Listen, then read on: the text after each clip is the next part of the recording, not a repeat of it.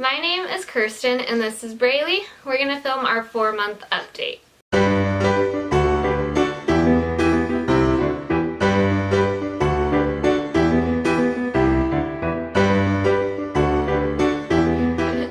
So when we went to her 4-month well check, she weighed 14 pounds and 1 ounce, which is the 44th percentile for her age.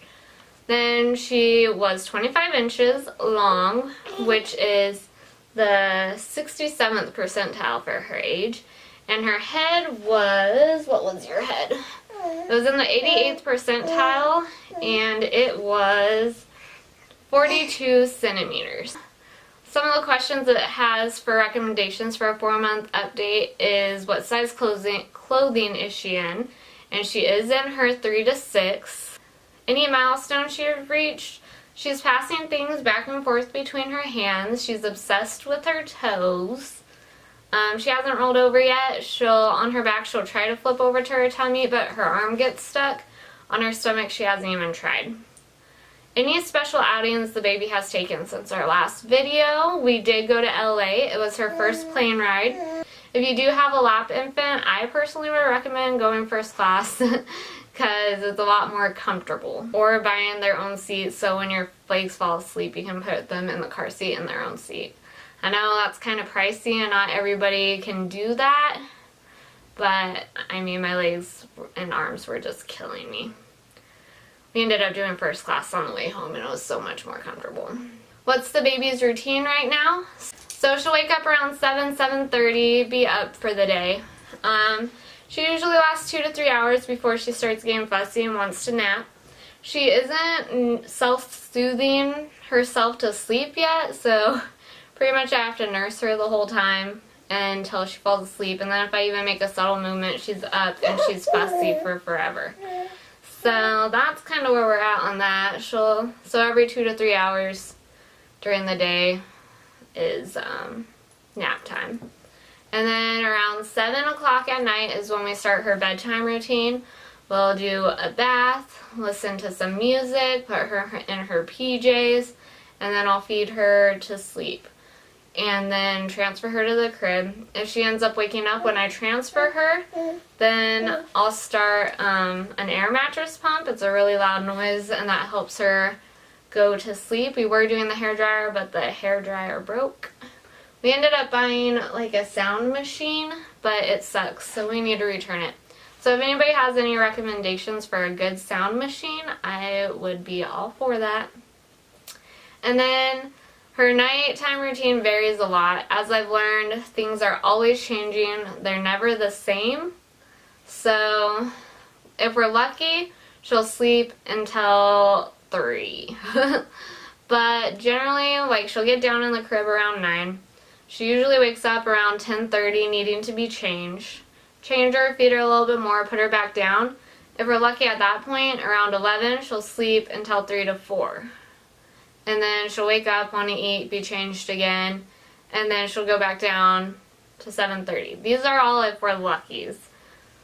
Around 4, she'll usually actually wake up every hour. So it's like you're not even really getting any sleep. So that's her routine. Reflect on the highlights. I love that she is so interested in the animals now. She's watching Koa and Kobe all the time. And it's super cute. She tried grabbing Koa. She's grabbed Koa's chin. So it's super good. We have a patient dog because she just like will grab him if he's near her. Did any big changes occur? We did switch her into the crib instead of the pack and play by our bed because I work, so my alarm goes off at like 3 in the morning and that was just disrupting her. She stopped sleeping through the night. Before this whole 4-month sleep regression thing, she was sleeping 7-hour stretches, but that has obviously changed. What are baby's favorites?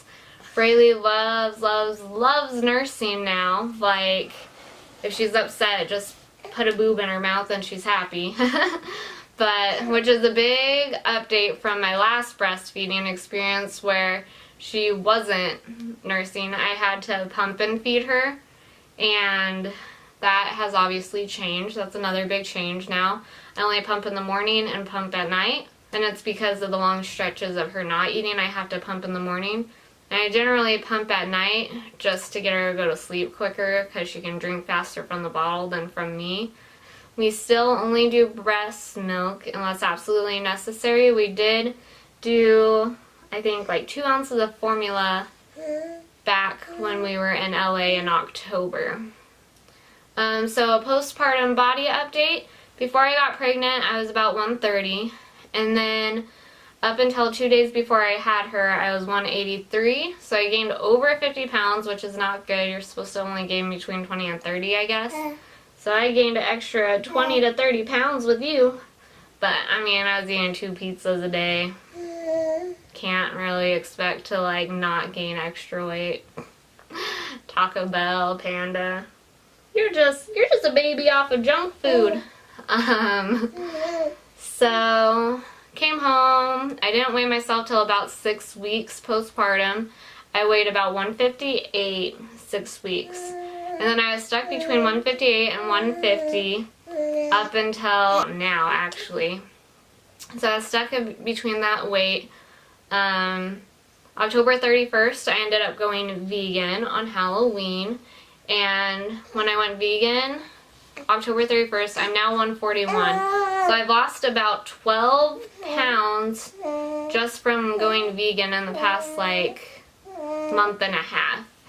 I haven't done any working out or anything just because I don't have the time, since she does not sleep on her own and she's very needy. She loves being held, walked around, played with. She needs attention pretty much all the time. So, oh, you getting tired? Okay, let's go take a nap. Yeah? Okay, can you say goodbye? Can you say goodbye? Say goodbye.